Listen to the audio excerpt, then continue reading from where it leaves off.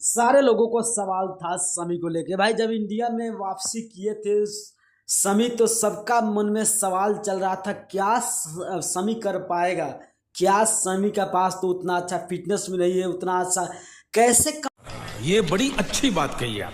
Come back कर पाएगा। मगर बांग्लादेश को हरा के और उसमें समी का परफॉर्म देख के सबका मुंह पे ताला लग गया। और मैं आपको बता दूं भाई, समी ने गजब की बॉलिंग किया और अपने बॉलिंग के बदौलत आज इंडिया को बेहतरीन तरीके से जीत की हासिल दिलाया। हाँ जी, वही समी जिसका ऊपर सवाल चल रहा था कि बहुत दिन रेस्ट हो गए हैं, अब क्या कर पाएंगे समी, समी से क्या होगा, समी कुछ नहीं कर पाएंगे। मगर समी ने ऐसा कमबैक किया, ऐसा कमबैक किया कि जो नए नए वाले लड़के थे वो सबको छक्का छुड़ा दिया और समी ने इतिहास रच दिया और बांग्लादेश के खिलाफ गजब की बॉलिंग करा के एक मैच में 5 विकेट लेकर भाई तहलका मचा दिया।